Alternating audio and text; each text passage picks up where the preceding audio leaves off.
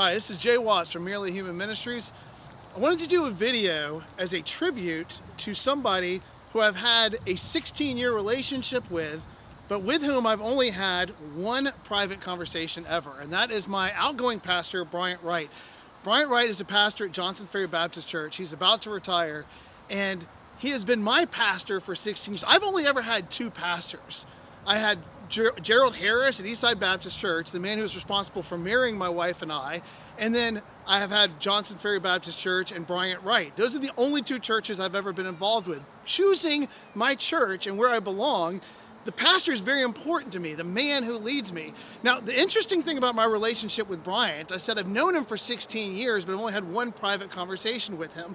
That's not entirely his fault. Now, he's an incredibly busy guy that runs a massive church. But the reason that I've only had one conversation with him is because I'm an incredibly introverted guy.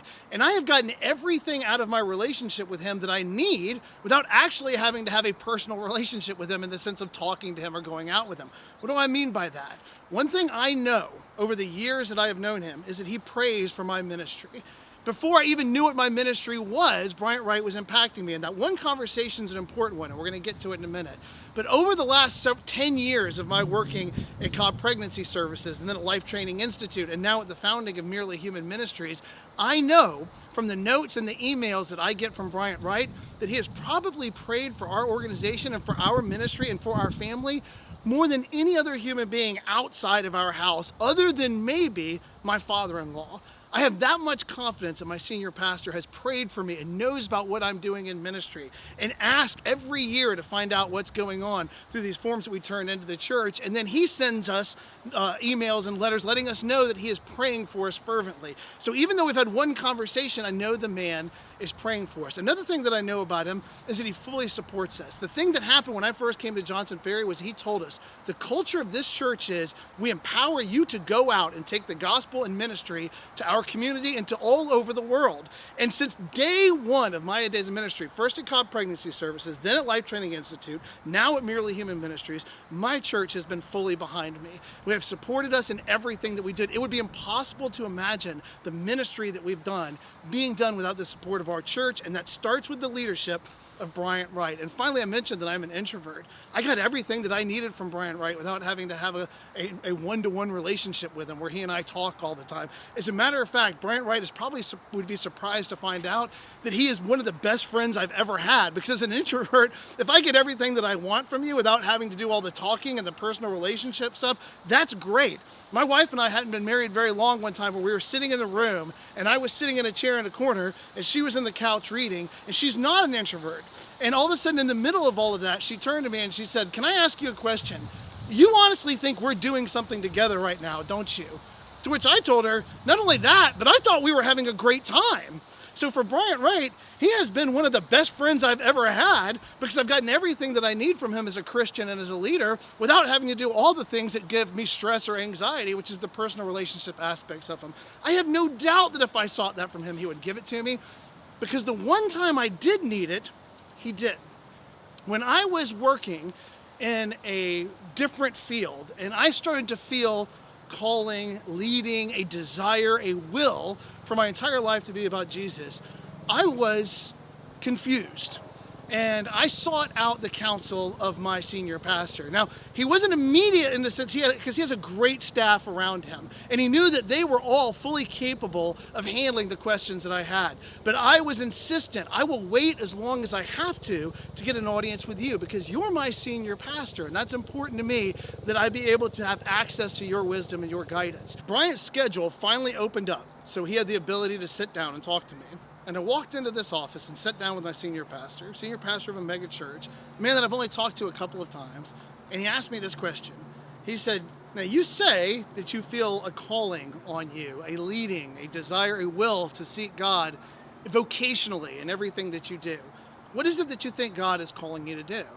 And I had never had any training in seminary. I had never planned a life around this. As a matter of fact, when I was younger, I was an atheist. I was wild. The idea of me ever having a vocational job in ministry had just never occurred to me during any point of my life until this time. So I told him, I haven't the slightest idea what you people even do. And so he started to list off jobs in the church. And he talked to me about senior pastors, he talked to me about youth ministers, he talked to me about all the different people in the church and all the different functions and roles that they served in ministry. And every one that he mentioned, my response was, no, I don't really want to do that. And he would go through it and he'd say, how about this position? I was like, no, that doesn't sound good to me at all. This all sounds awful. And so he finally looked at me and he said, what is it that you think you're being called to do when everything that I've listed that we can do in ministry doesn't fit what you think that you are called or what your natural abilities or talents are? And it's like, this was frustrating. I said, quite honestly, Pastor, I don't know. And at this moment, he changed my life, because he said, okay, here's what we're going to do. I want you to craft a Wednesday night class. I want you to go away and pray about it and teach whatever it is that God puts on your heart to teach. Let's see if we just open it up to all possibilities, if you find where you belong. And that sounded like a great idea to me. So I went and I thought and I prayed and I started working through it. As somebody who didn't grow up a Christian and didn't grow up in the church, I had always been fascinated by what I thought was the disconnect between what the church was talking about and the level of evil that was going on in the world. The bad in the world seemed disproportionate to the way we were addressing it. Oftentimes it felt like the church was lagging behind and being able to talk about it. So I wanted to figure out why that would be. And so what we did was that I crafted a class where we were going to look at different things that were going on in culture and measure what was happening in the world around us versus what, to the best of my ability to discern, the Bible was teaching us that we ought to be doing. And so I had broken it up into 4 different things that we were going to look at. One, we were going to look at violence. The next thing we were going to look at was life. The third thing we were going to look at was idolatry, greed, and things of that nature. And the fourth thing we were going to look at was sexual brokenness and sexual perversion in our culture. And so, providentially, I spent months and months studying about violence. I looked up the worst things that we do to other human beings, not just today, but all throughout history. I looked up genocide, and not just Rwanda, and not just Nazi Germany, but and Albania, all the places where you had seen the worst of humanity. I looked up chattel slavery here in the United States, and in every place that I looked, whether it was in Maoist China, whether it was the Stalinist Soviet Union, whether it was back here in Georgia, in my hometown, in the United States, back during the days of slavery, in every place that you looked, when there was great inhumanity, there were also Christians. And I kept asking myself the same question over and over again.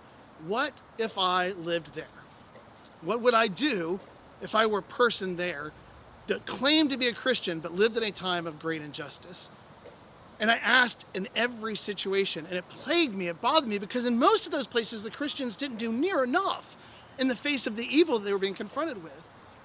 And then finally, when I finished that, I set myself to the next part, and that was life. Now, I would tell you, at that point, in the decade plus that I had been a Christian, my heart on abortion changed. I used to be pro-choice, and I would have told you I was privately, personally pro-life. As a matter of fact, if you talked to me in the break room at work, I would have told you I'm pro-life, that I believe that human life starts at conception. But that was a privately, personally held position, and I had no interest in discussing it with anyone else. And then I started to read about it. And I read about the numbers every year and what was going on in the world around me. I read about the procedures and the way that they practiced abortion, the way they performed abortions. I read about all of that, and I started to consider what I claimed to believe. And I was confronted with a problem. You see, there was 3 things that I had to deal with. The first one was what was happening. And by that I mean just the raw statistical data. How many abortions were being performed a year, how they were performing them, and the way that was impacting the world around us. The second thing that I had to deal with was what I claimed to believe the unborn were. I personally believed that they were human in the same way that you and I are, one of us. No moral difference. We have the same basic duty and obligations as them that we have to any other human life, not the least of which is just to not kill them. And then the third thing that I had to deal with was, there's something going on in the world. I claim to believe that this terrible thing is happening to other human beings. And the third factor is, what am I doing about it? I spent months asking myself, if I lived there then, what would I be? What would I do? Would I have joined the Nazi Party? Would I have put my head down in Stalinist Soviet Union? Or would I have been one of the Christians that risked their lives, gave their lives so that others could live? Or at least have a chance to live, or just at least to speak out against injustice. I thought about what I would have done if I'd been back here in Georgia. Would I have been one of the Christians that used the Bible to excuse or justify slavery and deep racism? Or would have I stood against it and stood alongside some of my historical heroes that grew up in this time? And then all of a sudden I was confronted with that. And I said, here I live in a time where 1 million human lives are being destroyed every year in the United States alone through the practice of abortion. And I claim to believe that they're all human beings. And I'm doing nothing. Not anything real. I talk about it when people bring it up, but nothing real. So I have to figure out. I can't change what's happening, but I can change either what I believe they are or how I'm responding to it. Those are the only two things that are up for change. And so I spent time revisiting what are the unborn. I tried to convince myself that they didn't matter, to go back to where I was when I was younger, to believe that what was happening to nothing of importance, nothing of any moral value whatsoever, not one of us. And I failed miserably. The works of people like Francis Beckwith just overwhelmed my ability to turn back at that point. And so, upon that deep evaluation, I said, I can't change what's happening, and I don't believe that they don't matter. I don't believe that they're not one of us. I believe that they are one of us. And so the thing that I have to change now is, what am I doing? Shortly after I went to volunteer at Cobb Pregnancy Services, I got a job as their development coordinator. The first thing that I did there was work a banquet where Scott Klusendorf was speaking. I met him. We became friends for a decade after that. After 3 years working with CPS, I went to work with LTI and worked with Life Training Institute. And from there, I started Merely Human Ministries. My life has been reordered and changed because of that one single conversation that I ever had with my senior pastor. And not a day goes by that I'm not grateful for the wisdom and impact that he had on my life. He's been my pastor for 16 years. I am grateful to him and pray that God leads him into the next endeavor. Whatever he does, you know it won't be rest. If you've ever been around him and seen him, you know he is going to keep working for the gospel of Jesus Christ. I thank God for the example that he's given for our church. But for me personally, I thank God for the relationship that we had, as awkward as it may be to the rest of the world.